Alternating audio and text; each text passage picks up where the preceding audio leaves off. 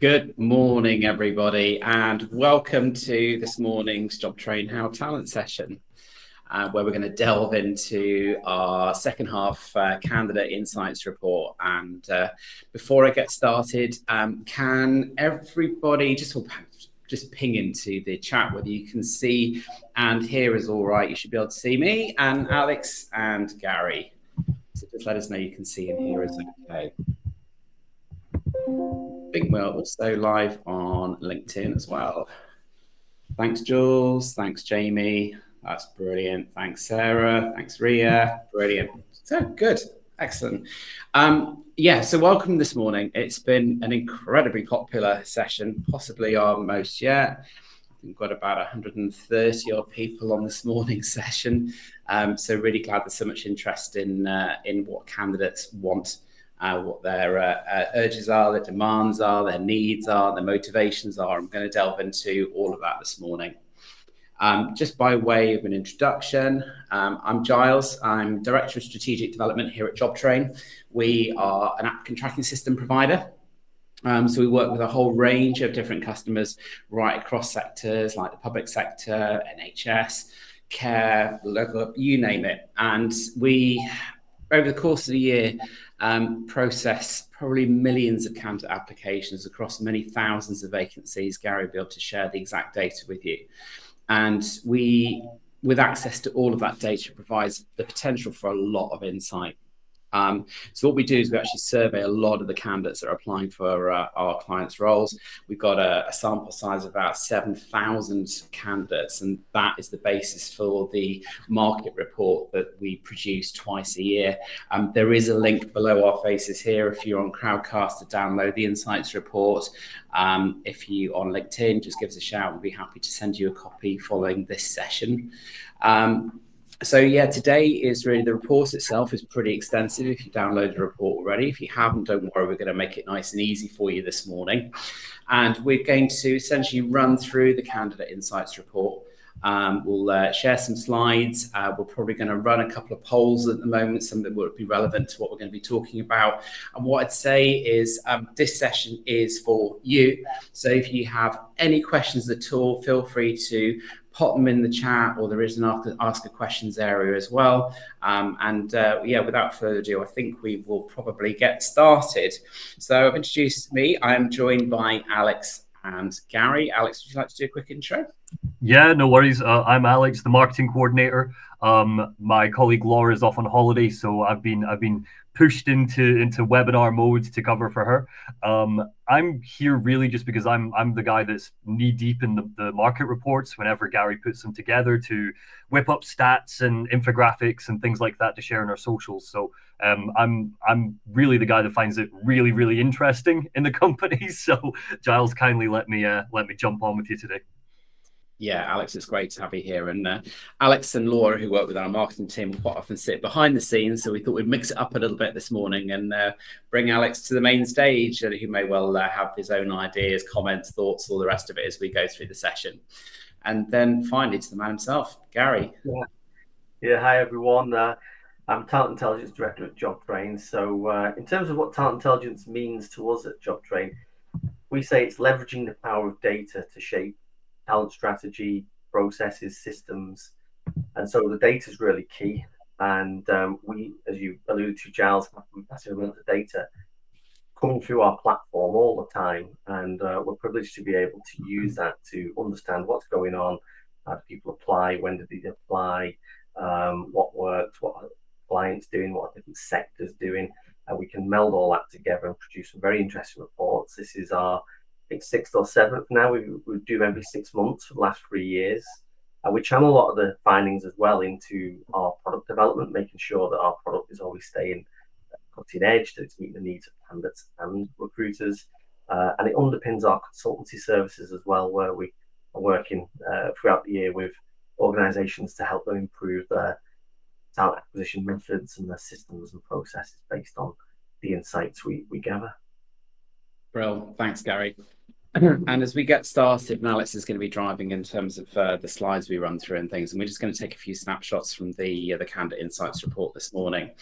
We have got a couple of polls running as well, so please do get involved in those. If you're on Crowdcast, you'll see that just to your right-hand side. There's almost like a little graphic. Click on that, and then do please get involved in terms of sharing some of your ideas, both about application experience this morning, but also the use of rich media in adverts, and we'll explain the reasons for that and why it's relevant in a little while.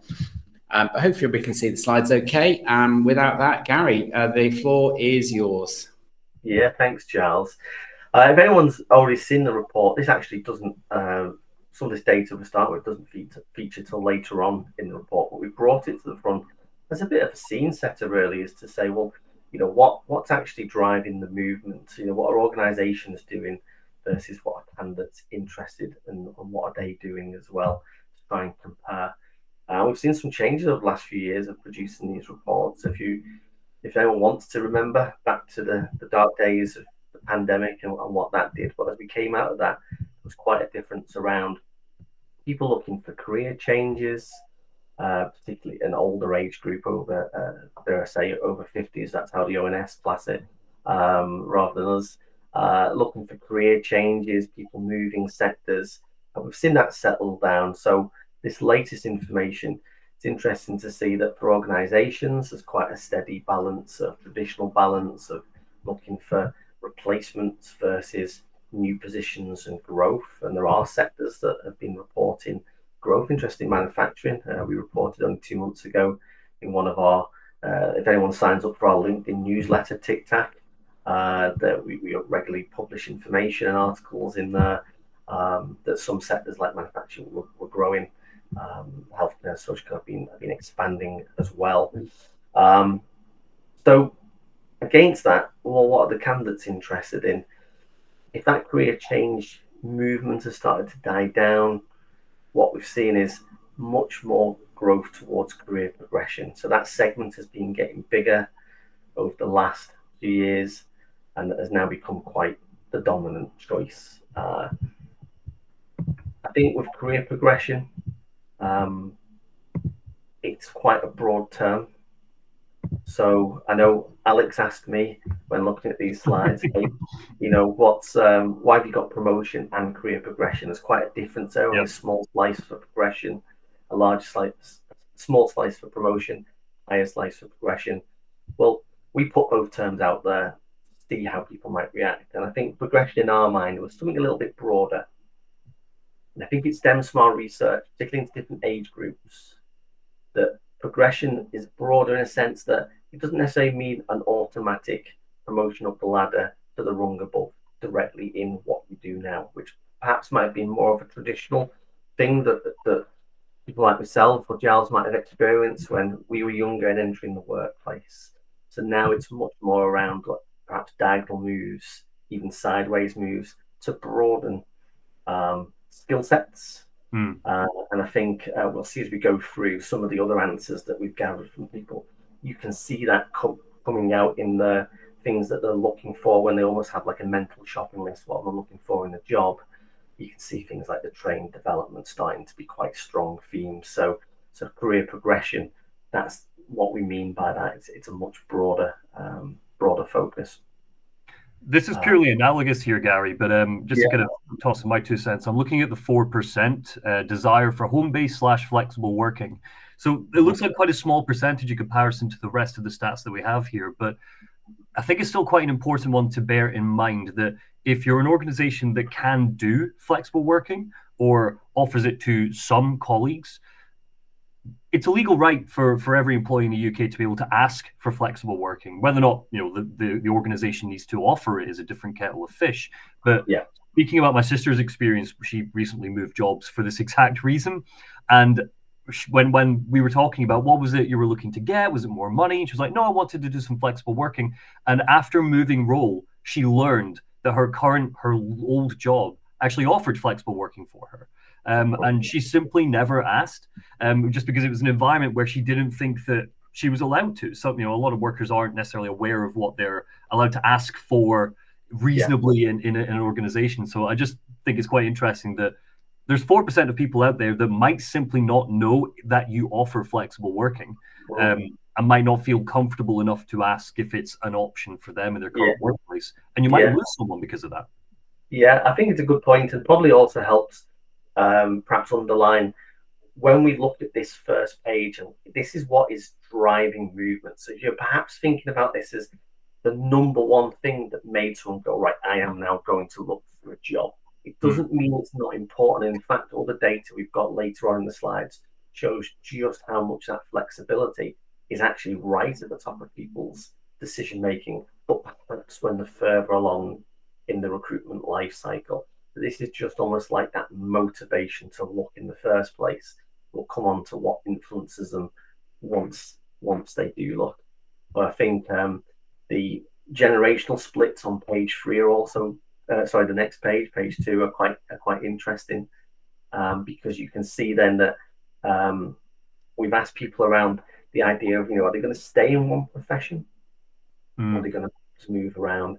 And it might not come as a surprise to some, naturally when you're younger, you're perhaps not as set into your career as you are when you're older. So unsurprisingly, the Gen Z age group is showing much higher intention to move through different jobs. But we've seen this consistent now in a lot of other questions we ask or the research that we've gathered. In the last, if anyone saw our one back in January or back in July last year, you could see that we were looking at this more and more. But we've seen the side hustle die down a bit. We're not seeing that so much now. So we do have in our downloaded version some data on whether people will have more than one job. That has diminished. But the idea that they will move between jobs to build what we're calling almost the career Swiss Army knife, rather than thinking about the traditional career ladder that used to exist where you just go up the rungs. They're building more of a 360-degree rounded CV for themselves. And so that's part of the decision making. I'm going to move to different places to get that broadness of skill sets and experiences. And we can see then how that, from a recruiter point of view, how you might be able to play into that when it comes to influencing them with the contents of your adverts, career sites, things like that. It's also quite a reassuring statistic, isn't it? I mean, you're looking at 49% agree and 16% strongly agree on the left-hand side there. 65% of colleagues are looking to change professions at some point in their working life, which means don't take it personally if someone comes to you and says, I'm moving on. So 65% of people are going to do that at some point, and it won't necessarily have much to do with the organization. Absolutely. And again, we always have to think that we don't personally just sit here indulging ourselves in data for the sake of it. There is a purpose that we are always working with our customers to try and give them an edge, a competitive edge in the market, what they can do in the advertising, what they can do in the selection processes, to make sure they get the right people at the right time, and beat other companies to those best people. And replacements is just something that is part of the norm, but actually thinking further ahead and not just have, someone's left, we've got to react, let's just do what we can as fast as possible, but actually planning further ahead, thinking about some of these things. And it could be then that obviously thinking about internal movement, you're thinking more around your advertising strategy, the placement, the content, the messaging. So as we go through this, that's what we're always going to ask people, but we will sum it up at the end in a sort of simple action plan as an aid memoir. Next slide. Yeah, please. Yeah, of course. So in terms of staying in this line of work, this really just builds upon what we were just talking about in terms of that movement. And again, you can see here that there's an increasing split around people maybe not coming into jobs. If we go back 5-10 years, the idea it was always people turn up at interviews, I'm looking for a long-term career. This idea that people move around, and I think people might be scared or might get customers within their organization saying, well, do we want to invest in people if they're going to move quickly? We won't get our money back. But actually, a lot of these young people, particularly who've got this mindset, they're very, very sharp and intelligent, and they're building these skills quickly. So if it becomes a carousel, it's one that's actually beneficial to all, because actually you're going to be bringing people into business who've had training and development and exposure to skills and experiences that you can then benefit from. So I don't think it should be seen as something that's off-putting. I think with some sectors, due to the things we've talked about, we have to be mindful, and there may be people listening and thinking, well, don't recognize this as part of our sector. We can't have people working from home, or movement doesn't quite suit us in some particular cases. So these are just the broad overall percentages that we're given and insights. We do have the data sector level sometimes as well, by types of occupation, job seniority levels we can dive into within Jobtrain, and within the downloadable report we have put some sector splits as well. And it's interesting, if we move to the next slide, we've picked out one of those types of scenarios, which is that when looking at this reason for job seeking, why they're in the market, what they're looking for, you can see in some sectors, while some things are consistent, there are these occasional variances, such as things like relocation. And, we like to think we've got all the answers, but sometimes we just don't know about extra research. So people watching this and thinking about what their organization has found or might find, sometimes you may have to dig a bit deeper. So why is it that perhaps relocation is higher in healthcare, as an example? Is that reflective of the fact that organizations are recruiting overseas, and so naturally the candidate is in the mindset, I'm going to relocate, and that brings an opportunity for a different career, different culture experience, a different, or hopefully, I presume, a greater earning potential? Is it actually on a national UK level? Is it that within healthcare, in this example, which has quite a high relocation column showing that they're moving because different NHS trusts, as an example, might offer different specialisms, or different hospitals have different specialisms and are looking to get a different experience. We have seen plenty of data around the rise in flexible working. I think the latest data, I think in our newsletter last month, was a report by Flexa. I think it's 48 or 58% off the top of my head, jobs now have some form of flexible working. Are people taking advantage of that to relocate to places that are more attractive places to live, as an example? Or we also published, I think 2 years ago, I think it was our July LinkedIn Tic Tac newsletter, that there's been the rise of the super commuter. So how people are making a conscious decision not to have the drudgery of a suburban commute, but a long distance commute, so like over an hour, maybe somewhere like Manchester to London, or a Peterborough to London type of route, because they're recognizing that actually the flexibility of hours now becoming the norm. They can take a personal conscious decision to maybe have a longer day and do a dense 4-day week, or simply earn more because it's in London and there's different job potential, different earning potential to where they live, and they're prepared to accept that. So not always one answer, but getting to know your potential target candidates and understanding some of these motivations, that's going to help inform your advertising. That one was really interesting, Gary, in that I guess as a consequence or a potential benefit of flexible working means that certain people have a motivation to have their place of work quite a long way away from home. And they're quite happy to travel maybe down to London for 1 or 2 days a week, whereas that gives employers access to even a wider pool of potential people that they wouldn't have had perhaps pre-pandemic with less flexible working. Yeah, absolutely. It's I think it's almost a more mature way of having an employer and employee relationship. And we did some really deep research into Gen Z, because we were looking at it from a client point of view. We're looking at it from a product development point of view a couple of years ago. And one thing that really stood out was the almost the much more mercenary and transactional mindset.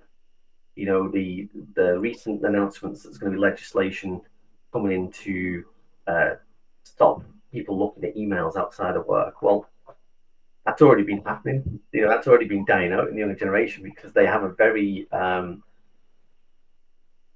contract orientated mindset of, well, this is what I offer and do for you, and this is what you give me in return, whether that's pay or other benefits, softer benefits. So there is a danger, particularly if we've got a gap between, let's say, the hiring manager community and then the candidate, perhaps in terms of that generational split. There can be a different mindset, and I think the recruiters need to be in tune with that, almost play a translation role, a liaison role between the two, because the idea that you might recruit in your own image, I think, is not going to be feasible in today's market. Right. Let's move on. So we put this one out. This is quite a hot topic, isn't it, for us in the last year? Isn't it? Giles, we get quite a lot of questions and inquiries from organizations around AI, quite open questions as well, don't we, in terms of what is it, what can it do in recruitment? Is it good? Is it bad? And I presume, Alex, you've seen a lot of this in the press as well. Yep. I'm a full disclosure for anybody watching along. I might turn some people away here, but I'm a borderline Luddite when it comes to AI at this point. I'm sick of it. I'm sick of hearing about it. But it has its place. It has its place. Yeah, absolutely. So, we obviously include AI technology within the Jobtrain product, and it is there to make life easier. Whether that's automating processes to remove manual labor from the everyday lives of recruiters to make life easier. To say, as one example, the good applications of AI, and then you get your more nefarious things emerging in the internet that I think recruiters, employers are perhaps worried about. But what about the candidates? Has anyone asked the candidates how they feel about AI? So we did. So we said, look, is this a threat to you?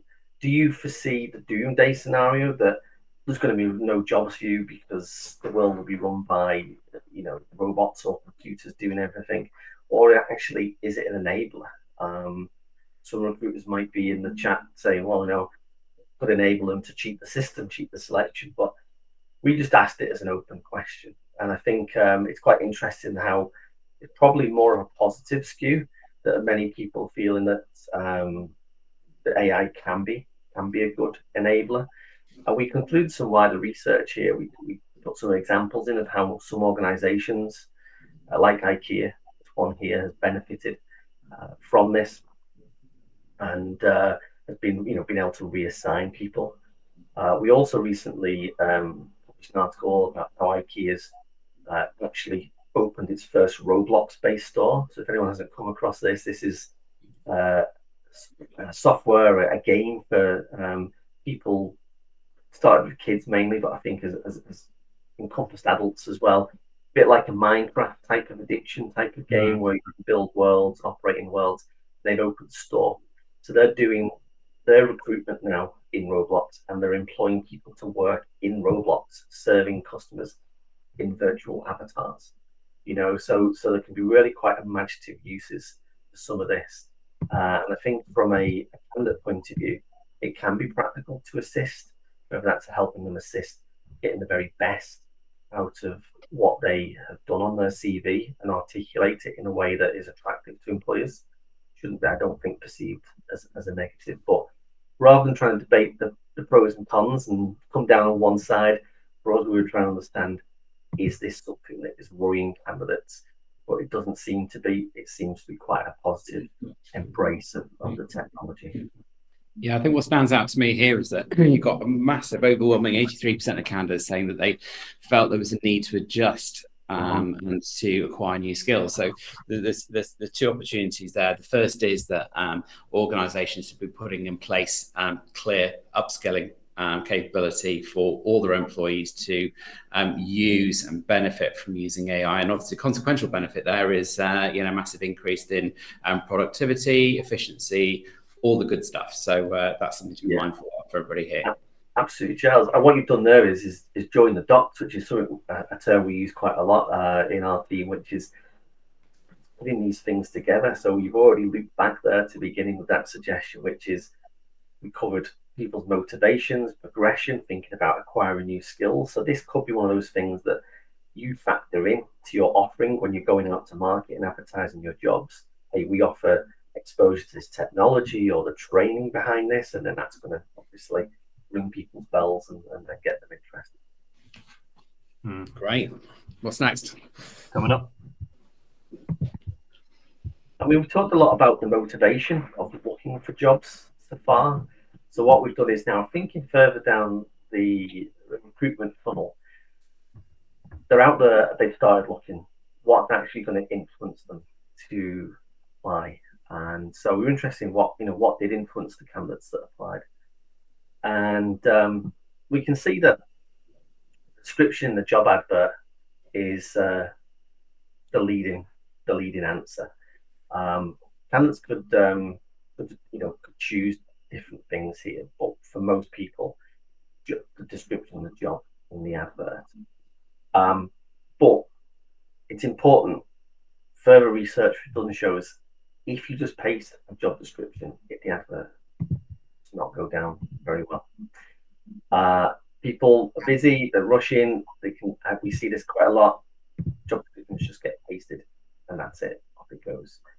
Really have to think here like a marketeer or an advertiser, or get in the mindset of the candidate based on those things we've already discussed, and make sure that resonates to them and it stands out very clearly. So write the adverts from scratch. And we have a saying here, I'm sure it's a famous saying elsewhere in the world as well, but sell the sizzle, not the steak.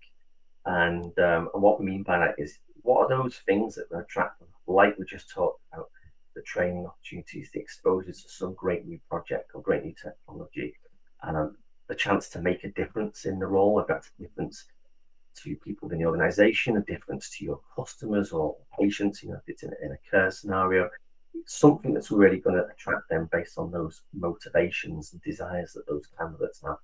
Maybe it's talking about the great flexibility you offer in your hours or other holidays and things like that. Again, because we've seen that as motivations for people. Yeah. So that's what we'd say there. And we can see as well here other interesting things. I think, Alex, you commented to me how you thought it was interesting about Glassdoor still being quite prominent. Yep. A source of reference for people. Our colleague Jules has also pointed out in the chat here, Gary, Glassdoor 21%. Interesting. It's Marmite. Many people I speak to say they just don't have the resource to keep on top of Glassdoor and respond to candidates individually as well, which is pretty spot on, I think. I mean, I would be fascinated to know how many people agree with Jules because that we have in the chat right now, because that would be my reading. It is almost a full-time job to keep up to date with your social media presence and how people perceive you, especially for your larger organizations. It is, but if you're running a bar or a restaurant, a lot of them will live or die by the ratings that they receive via, TripAdvisor and other review sites. So whilst I was initially really surprised that 21% of the respondents said like a Glassdoor rating would influence me to apply or not, it just almost like showcases the importance of recruiters and of organizations of keeping on top of Glassdoor and responding to people in exactly the same way as any other sort of service or product type company would do on review sites. Mm-hmm.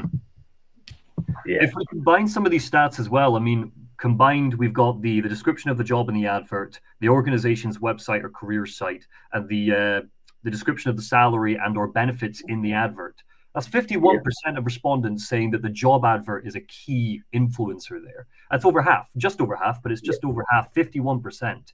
We're going to talk a bit about job adverts in a few minutes, but I think that's really important. There's sometimes a bit of a assumption that a job advert doesn't really matter because the candidate will just see it and Indeed, click, boof, off to the next one and on to the next job. But 51% of candidates are telling us, no, they care about what's in that advert. And we've got some stats coming up that'll point out particularly what they're looking for in the advert, which I think is really interesting. Yeah. Absolutely. I think as well, people might think, God, this sounds like a lot to do. We're very busy in our roles, so I think that bit around website and careers site is also worth bearing in mind. That yes, stuff in the advert that will be pushed out, whether that's like through our systems where it gets pushed out to big job board aggregators, big job boards, you Indeeds, you optimize for Google Jobs, job board marketplaces. We can put it on different job boards. Those types of tools, they're pushing it out to somewhere else. But when they're in your actual system, they're in your careers portal. Those pages supplement the learning. They support the investigation that those candidates are making into your organization, what you offer. So there's other areas as well that you can keep a sort of standing amount of information on an ongoing basis that will complement what you put in the adverts. And what we've touched on here and further detail in the report is it's those themes of the career progression, the training, the opportunities, the lifestyle flexibility, and something we've not touched on yet as well. But the influence of things like ED&I is quite strong nowadays as well. So yes, as you say, we will come on to that. But if anyone's thinking, well, it's a lot to try and cram in, it could be a lot of content, a lot of writing. Well, one of the great things we've seen is how videos can support this. So if we move on to the next couple of slides to just follow this through, ED&I. That's the question we've asked them quite directly and quite consistently now for a few years, and it's really quite strong. People say that this matters to them, and I don't think this is surprising anyone to me personally. We do a lot of research gathering, as I said, and we see a lot of articles, a lot of other data research surveys that companies and organizations have done. You see it in the press, you see it also on the street reflected in everyday people. You may see it already in your organization reflected in your colleagues. There is a different mindset, different approach, but people don't want some sort of token gesture of a certain type of photograph or picture on that. It's actually got to be something with substance behind it. And if anyone wants to go back on it through our website for some of our previous research, and this time last year, July 2023, we did a bit more insight into things like benefits. We were looking at different benefits appealing to different age groups. We started to see much more the impact of ED&I around that time and how it interacts with some of those other types of things. So thinking a bit broader, as an example, it might be that your diversity is around your diversity of your age groups. The biggest drop off during the pandemic was over 50s ONS, that something like 75% left the job market, probably not through their own doing, but they did. And there was a slow return into the marketplace. But as they came back into the marketplace, I think the ONS data said about half were looking for part-time work or some sort of reduced or flexible hours. But just going back to that point around how you position the hours, or whether it's things that like a more flexible holiday or increased holiday patterns, term time holiday patterns, or working patterns. I've heard the term grandparent leave, which obviously might be an older age group again, but it might not be the first thing you think about when you think about ED&I. However, about diversity, there are a lot of facets to it. So you can start to broaden out your thinking and understand how those practices are actually the substance, not just a token gesture. An easy win to almost just start today as well would just be your organization will have an ED&I policy. Attach it to your job advert. I mean, 91% of candidates are saying that they're keeping an eye on it. So just attach it to your job advert so that they can see transparently what you preach. And then exactly what Gary said, which is, I mean, we'll move on to images and video in a second, but through images and video, if you can, practice what you preach. Show off the diversity of the organization without it looking like pandering, which is it's a tricky balance to strike, but it's a necessary one for that. Yeah. It's easy enough to show and demonstrate and at least communicate your commitment to inclusion, for example, and that's something you can really easily do on your careers page of your website. And better still, as Alex said, bring it to life using video. Yeah, I mean, ideally as a recruiter, what I'd want is my own content management system powering my career site, so that any time I can flexibly change the imagery, change the content, and keep it fresh and moving as we learn new things, or we change particular focus on certain types of recruitment. We mentioned videos. But we think this is a very powerful stat, and we've been monitoring this for some time now. We're quite confident it's quite a consistent stat that we get, and it's the power of video to convey a lot of this stuff we're talking about. We talked earlier about Glassdoor. How do you stay on top of it? Well, if you're doing things well as an organisation, your employees and your workforce are happy, you might have lower attrition, but those that lead might lead positively. They might be advocates for your company even after they've left. If you think that more people are going to move around more commonly now, according to what people are motivated to do. So maybe they feature in your videos and they give that first-hand experience about how they have been empowered to succeed in what they've wanted to achieve in the role, and how the organisation has supported that, give insights into the role. Not only might it woo people to say, yeah, you're my number one organisation I want to join, but conversely, it could also put people off in a way that benefits you, because some people might deselect and say, do you know what? I've realised now that job isn't what I thought it was. It's not for me. So the saving wasting their time, the saving wasting your time, only for them to pull out later on in the process or get rejected. So videos can convey a lot more information quickly. It's a different way of absorbing information. If people aren't particularly into reading or heavy reading, and they can see visually, they describe, it's a different way of intaking information. That again links with diversity in a way because of accessibility. It's a different way of absorbing information. And what we've seen is the power to increase the quality. There was other research done by other organisations on this. Career Builder is a massive organisation, particularly stateside, and they found that it increased candidate volume. So the average applicants per vacancy increased by, I think it's 34% from memory. Our research is focused more on the quality because of those types of research already being done. And we found that essentially you get way less rejections application. So it's boosting the quality, and that's also saving you time. Great if your system automates auto rejects. I know we can do it in Jobtrain, we can auto reject the candidates based on set criteria. If someone is manually screening the applications, they keep having to reject people because they're not meeting what they want. The fact that videos influences it so that and the quality or suitability, let me use that word, suitability increases, then not only are you saving time, but you're getting a better, healthier pot of quality candidates, maybe giving the manager a more difficult task to choose who's best. Absolutely. I mean, let's face it, ultimately, we live in an age of visual media. So the whole idea of running any kind of advertisement without something to lift it in the form of an image or better still a video, and, to Alex's point, on the basis that, pictures tell 1,000 words, use video and it can convey so much more information and so much more engaging. They're not difficult to produce either. It doesn't need to cost a fortune. Obviously, if you have the budget, then it's amazing to be able to engage with a great, recruitment comms agency to produce videos for you. But we like to try and practice what we preach here at Jobtrain. We've produced our own. We've been hiring recently, both for people in our support team, but also somebody into the commercial team as well. We wanted to make sure we tried to convey an idea about what it's like to work within Jobtrain. So we did produce a video. I think we've got that, haven't we, Alex? So we'll just play the video quickly just to give you an idea about what that might look like.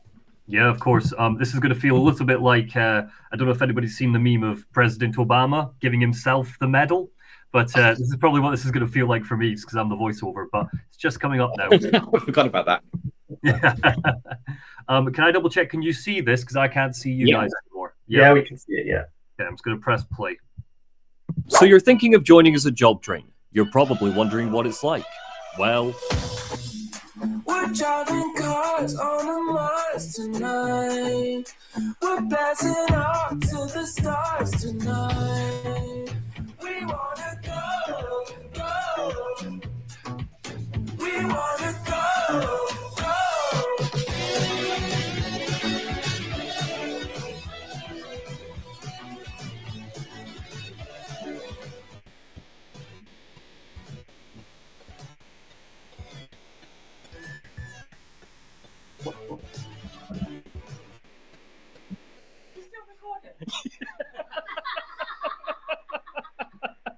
Nigel.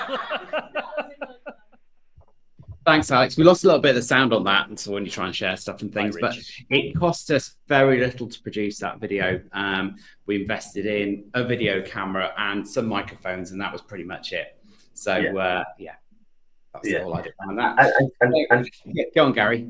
I was going to say on that point, Giles, if people think about cost, it cost a lot to produce, and as you say, it didn't really. But also, focusing your efforts is a way of reducing the cost aspect. And one of the things that is interesting that we come across quite a lot actually when we actually go in and work with organisations, maybe we're doing an audit of their recruitment, try and see where they're at and understand the gap analysis of where they want to get to. We often look at one of the first things I like to look at is what are they recruiting, what's the volumes, what's the patterns, things like that. And people often base their whole budgets or workforce it'll be based on we recruit X amount of positions a year. I'm always interested in what are they, and often we find when we drill into it, we maybe group together some of the roles which maybe call different things, but and say quite often 80% of recruitment is the same handful, the same 10 types of role. It's the same thing over and over again. So what you can do is look for the similarities and the overlaps in a lot of the recruitment and focus your initial efforts on those, because you'll be able to get more mileage out of them for less effort and money as well. Well, thanks, Gary. So I think we're probably about 3/4 of the way through in terms of the slides we're going to share with you today. And I think we're moving on to, this is probably my favorite slides, because so much is talked about, especially in sort of key sectors with care where, salary is incredibly competitive, organizations really struggle in terms of budget. But this is fantastic news for any employer in terms of the motivations for people. And bear in mind, the survey data was taken across 7,000 job seekers across multiple industries. So it's not specific to one industry or one demographic at all. Yeah, absolutely. And this goes back to where you started with, Alex, your question around the segments on the first page and the motivations. And flexibility wasn't a primary driver, only for a small percentage, but how it makes a difference once they're actually in the funnel and thinking about the job. So the worst time in recruitment is to lose people at offer. You've spent all that time, that's gone to waste. You've spent the money, that's gone potential waste. What's going to make the difference? What if other people are competing for that candidate? What's going to make the difference? Give you that competitive edge. And traditionally, it'd be offering more money, but we've been asking this question and finding the same answer. No, it's not necessarily the case that work-life balance plays a significant part. And I think we can read into this that it's not going to be 100% A versus B. It's going to be a blend, but we get an insight into the mindset of people. So it might be that work-life balance would also mean some of the things we've talked about, like softer benefits, training and things. They're making a more informed choice. So it isn't just a bidding war. It's more of an engagement piece.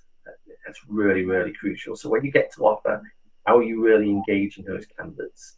What information are you giving them? Is it just an offer letter? Is it an offer letter and a contract? Or is it some sort of information pack, whether that's conveyed paper, electronically, online, something that really brings them into the organization, gets them immersed in what you're offering, in that role, in that team, in that department, in the company as a whole. And I think that's what we take away from that. That's something now to really think about, and it links up nicely with what we've been finding in the survey questions for the motivations further up in the recruitment funnel. I think the next slide is one that you're particularly passionate about, Giles. Do you want me to jump into it? Yeah, go for it. Surprise. And it won't surprise you that we asked this question in the poll about how many of you who were with us on the webinar today have actually gone through and tested your own application experience for both usability, whether that's testing it on a different device like mobiles, tablets, PCs, what have you, different browsers, but also is it easy to follow? Are there any potential blockers in there? And critically, how long does it take to complete that ultimately a transaction, not unlike e-commerce or anything else. You know, people's attention spans and willingness to spend a lot of time completing applications has decreased, and not least because they are more often than not using these. Over 80% of people are at least starting their job search on a mobile. And whilst I can't remember the data now, Gary might be able to help me out here. Whilst a lot of them didn't necessarily, this is actually using Jobtrain, it's a little bit skewed, but whilst a lot of them didn't necessarily expect to be able to complete on a mobile, the majority probably did complete using a mobile as well. And people just simply aren't willing to invest an awful lot of time completing lengthy application forms using a mobile. You can always split that application experience into a couple of stages. Take the basics first and then ask for more information when you need it. But yeah, this is quite surprising. Yeah, that's it. Yeah, the stat you were trying to think of was, which is in the downloadable version, is the 71% applying on mobile now. Yeah, thank you. Where you see that suddenly, like, oh, people go, I wish it was like, it's these sectors, you know, and I think the overlaid with the average applications for vacancy data, there is a direct correlation between that. You know, it's undeniable that the longer, more complex application, the application process, you get less applicants, and you've got to think about your competitors as well.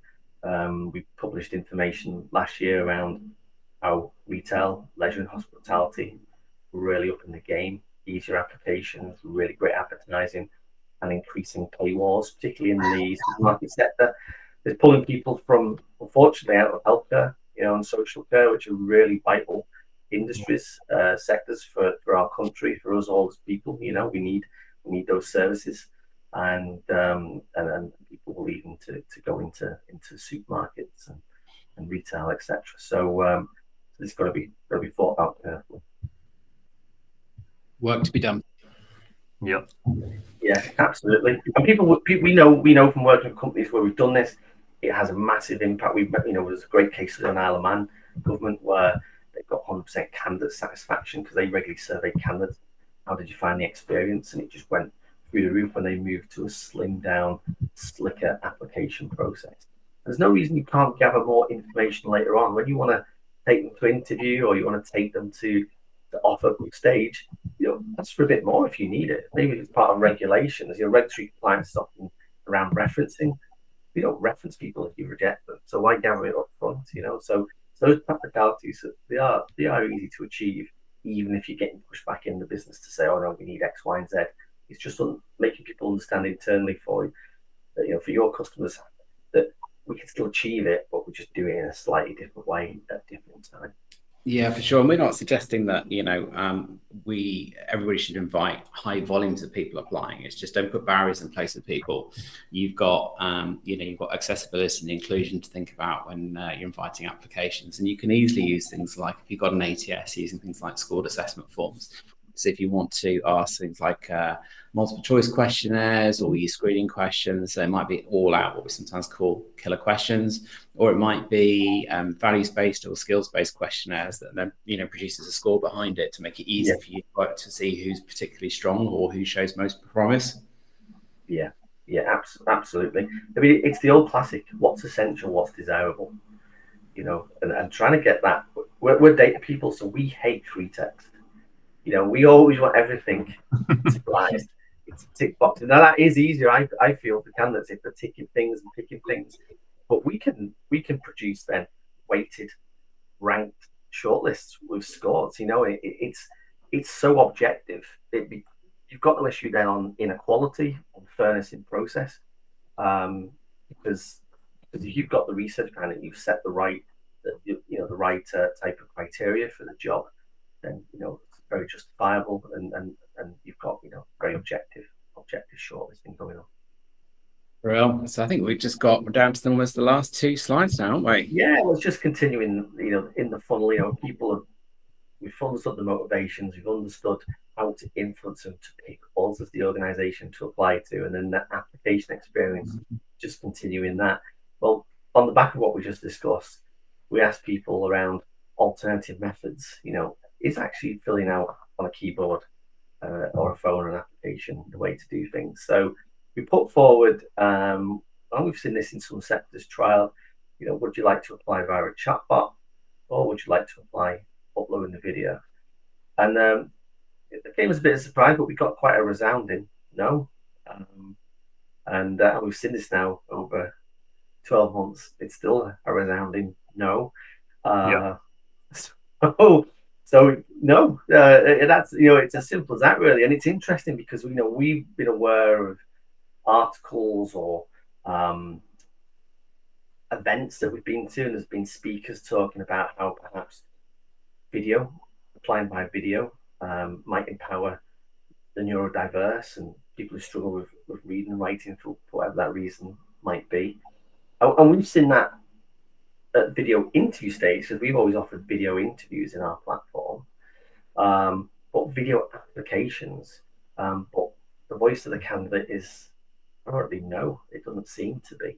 And perhaps that maybe it's because, particularly in the sectors we often work in, there's a demand for accessible career solutions like Jobtrain, tools like Recite Accessibility Toolbar, which we use as well, so that people are actually supported already to apply in a way that facilitates an accessible format and experience through the whole application and interaction within the online Amblet portal. So could it be that? We don't know for sure. We'd have to delve into it further, but it just seems to be a resounding no, that people aren't keen on these ideas, particularly chatbots as well. Not resonating with people. If anybody wants to take something from this that they can look up themselves that might find it quite interesting, GPT vetting, it's effectively AI interviewing, where you are interviewed on camera by an AI robot. It's a new bit of tech that personally I find a little bit disturbing, but some others might find it quite an interesting and fascinating means of moving forwards. But I think one thing to take from this slide, if it's anything, is that things like chatbots or things like videos for that application process, if you're going to do it, it should be an option, not mandatory for everyone. You will lose candidates and you will turn people away. Mm-hmm. Yeah, absolutely. And looping back briefly to the AI thing, where we've had organizations say, what people try and cheat answers using AI. Going back to those streamlined application forms and using more of a, straight questions, tick boxes, drop downs, those types of things, they're less likely to be prone to that. If you give someone, like in the graduate recruitment world, you've got 10,000 words to write the perfect answer of why you'd be the great hire for our graduate scheme, then yeah, ChatGPT is going to eat that up for breakfast. But if it's picking things, then no, we don't see any issues in our systems with that. Great. So I think, but ultimately, accessibility, we touched on it a few times, and we just touched on it then, but it was just a very powerful bit of information, almost a bit of a crusade that we've had for a good few years now at Jobtrain, and along with our partners at Recite, who inspired us with their great research. But 2.2 billion people globally with visual impairment. British Dyslexia Association estimates 10% of the UK are dyslexic. And you've got to think about that, with the online application portal. So tools are out there, accessibility toolbars, websites being accessible. It's something that as a recruiter you need to be mindful of. And then going back to those videos as well, if you're going to take up the idea of the videos, which we recommended, making sure you've got some form of transcript, and taking Alex's point, never always rest everything on one solution. Have a blend of different approaches, different formats of information, and it's obviously going to try and cater for a wide range of people. Yep. Last slide. Yeah, absolutely. Well, we said earlier that it's not just an indulgence in data for the sake of it. It's trying to turn it into actionable actions that make a difference, and we distilled this into a short action plan for success. I won't read through these one by one, but this is something that we're often employing in the work we do with our clients, whether that's clients implementing Jobtrain for the first time, or organizations who've been, as we're often proud of, that have been working with us for many, many years, often over 10 years, as a successful partnership, revisiting, refreshing, wanting to improve how they do things. And when we're working with them, these are the kind of things that we see making a difference. So there is substance behind them, both in terms of the insights in the research, but also our experience of having employed a lot of these previously. Thanks, Gary, very much indeed, and thanks, Alex, too. So that's concluding our session for this morning. Huge thanks to both you, Gary, and Alex as well for your input today, and thanks for everybody for joining us as well. So today was all about looking at job seeker experience and motivations as a nice, neat little segue. Our next session is actually looking at employee motivations. I'm back on the 18th of September at 11 o'clock to run a webinar with Maureen Brown, who's the founder and CEO of MySay.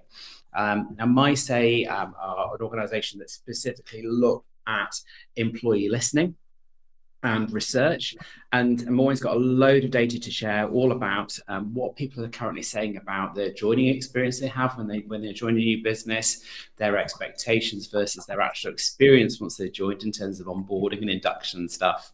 The primary reasons a lot of people join an organization, but also why they're leaving as well, and how to close that disconnect between the recruitment experience, which sometimes sells a bit of a dream, versus the actual employee experience once they join. And then we're going to start talking about things like how to foster a culture of advocacy on the basis that people will leave an organization. How do we turn them into real fans? And then finally looking at how we can use data as part of people's exit interviews to become the start of a really good recruitment strategy. So I'm just going to pop a link into the chat here. If you want to join that session, we'd love to see you. But thank you so much to all of you for joining us. We hope you got some value from it. Have a really good week, and we'll look forward to seeing you next time. Thank you.